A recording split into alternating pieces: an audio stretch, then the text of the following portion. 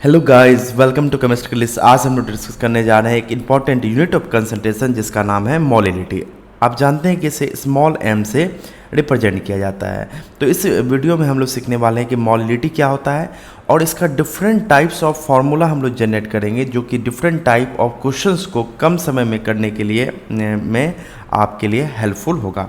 साथ ही साथ इस टॉपिक से रिलेटेड यानी कि मोलिलिटी से रिलेटेड क्वेश्चंस विथ सॉल्यूशन मैंने पिन कर दिया है कमेंट बॉक्स में। आप वहाँ से इस टॉपिक को समझने के बाद जाकर देख सकते हैं और सॉल्व कर सकते हैं। ओके, तो बात करते हैं मोलिलिटी के बारे में। तो मोलिलिटी है number of mole of solute. Molality को डिफाइन किया जाता है number of mole of solute present in पर केजी मास ऑफ सॉल्वेंट। तो जैसा कि हम लोग हमेशा से कंसीडर करते आ रहे हैं कि सॉल्वेंट को हम लोग ए से दिखाते हैं, सॉल्यूट को हम लोग बी से दिखाते हैं।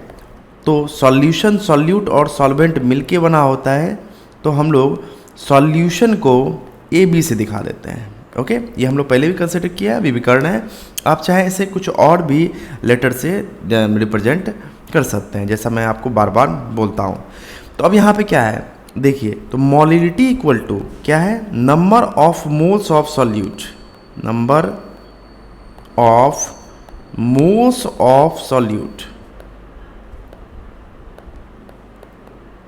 प्रेजेंट इन पर मीन्स बाय, प्रेजेंट इन पर केजी मास ऑफ सॉल्वेंट, यानी कि हम बोल सकते हैं मास ऑफ सॉल्वेंट इन केजी। ध्यान से हर एक बात को देखिएगा। तो शॉर्ट में हम लोग इसे कैसे लिखेंगे, मोलिलिटी इक्वल टू, मोल को हम लोग स्मॉल एन से दिखाते हैं। अब मोल्स ऑफ क्या है, सॉल्यूट, सॉल्यूट को किससे दिखाते हैं हम लोग, बी से, तो N B by mass of solvent in kg, solvent को किससे हम लोग दिखाते हैं, ए से। ओके, और मास को डब्लू से, तो W of A in KG. देखिए ये एक शॉर्ट फॉर्म हो गया। तो ये आपका बेसिक फॉर्मूला है किसका, मोलिलिटी का। अब हम इसे डिराइव करेंगे डिफरेंट वे में। ओके, तो जैसा कि हम लोग जानते हैं कि मोल इक्वल टू होता है मास बाय मोलर मास।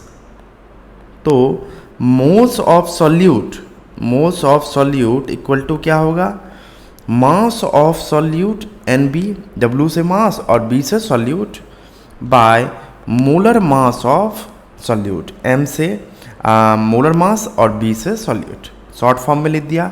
अब क्या इसे हम लोग यहाँ पुट कर सकते हैं, ऑब्वियस सी बात है, हम लोग इसे यहाँ पे पुट कर सकते हैं। तो मोलिलिटी इक्वल टू क्या होगा, mass of solute by molar mass of solute bye mass of solvent in KG.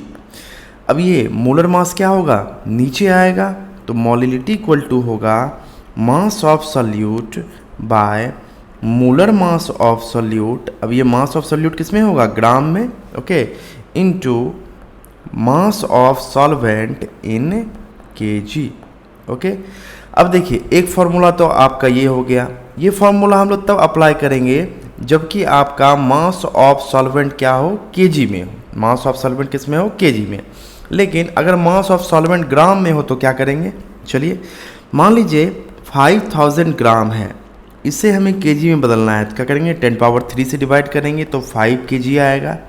अब देखिए यहाँ से एक रिलेशनशिप आ रहा है कि gram by 1000 equal to kg. Obvious सी बात है, ग्राम में अगर हम लोग 1000 से डिवाइड कर देते हैं तो केजी हो जाता है। अब देखिए यदि मैं इसे 1/kg लिख दूं, देखिए kg बाय 1 था तो 1/kg, तो क्या होगा 1000 बाय ग्राम।